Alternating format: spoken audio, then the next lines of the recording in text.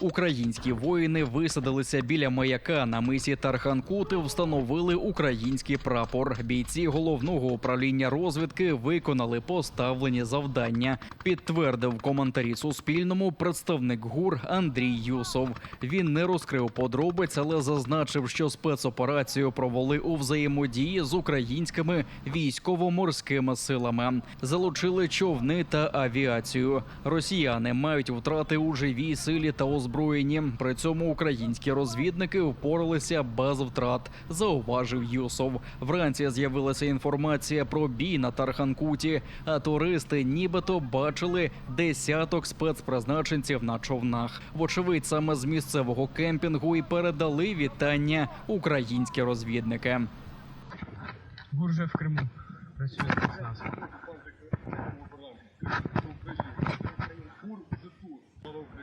Героям слава! Володимир Зеленський, відповідаючи на запитання журналістів, заявив, що говорити про визволення Криму після однієї спецоперації зарано, але є гарні новини. Детальна доповідь буде у мене від генерала Буданова. Третє – так, це наші хлопці. Четверте – жертв немає з нашого боку. Це гарна новина. Принаймні, це те, що я міг по телефону обговорити з керівником ГУРМу. Відомо, що на маяку розташована база 3-го радіотехнічного полку росіян. Також на Тарханкутському півострові є радіолокаційний вузол, а по периметру підготовлені позиції для ППО. Ще напередодні в ГУР повідомили про знищення російської системи протиповітряної оборони С-400 «Тріумф» саме на Тарханкутському півострові.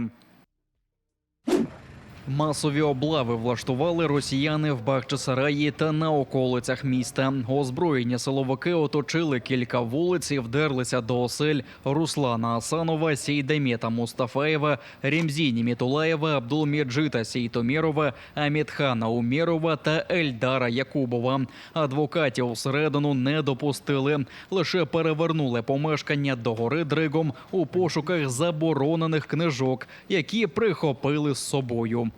Попросили нас сесть сюда на диван. Потом попросили встать. Открыли этот диван. Когда открыли этот диван,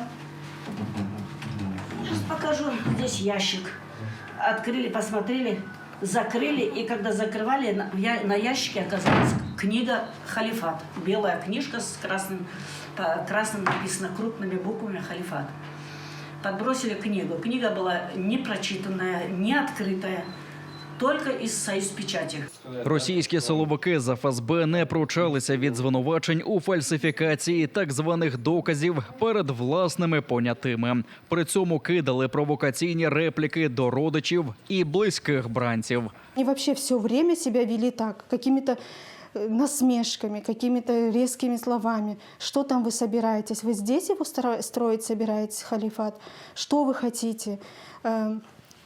Какие вы лекции проводите, как вы к Украине относитесь. То есть такие вот вопросы, и еще все это было с усмешкой. Еще в конце усмехается, говорит, у мужа мы все забрали, а вы возьмите свой украинский паспорт и идите, говорит, напишите отказ от него.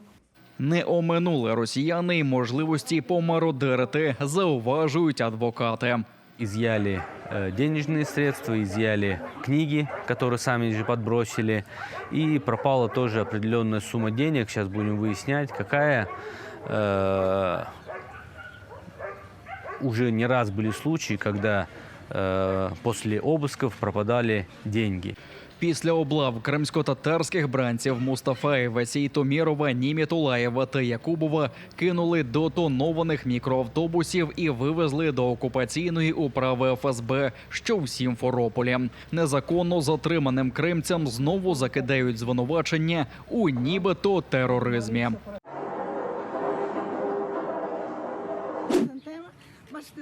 В Євпаторії напали на літню жінку, яка покладала квіти до пам'ятника Тарасові Шевченку. Вона разом з родиною хотіла відзначити День Незалежності, покласти квіти і підняти синьо-жовтий прапор. Але щойно вони відійшли від пам'ятника, невідомі фанати «Русского міра» накинулися і штурхнули літню жінку на землю.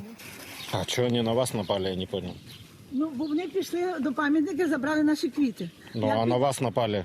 А я побігла за ними і кажу, віддайте то мій букет. А вона тоді до мене зачепилася і почала, власне, а я ж бігти не можу скоро.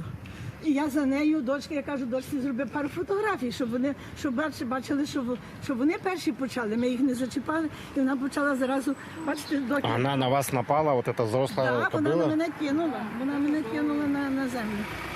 Місцевий стукач ФСБ Олександр Таліпов отямився після тривалого затища і тепер погрожує літній жінці на милицях. Качают права и грозят выложить все в интернет.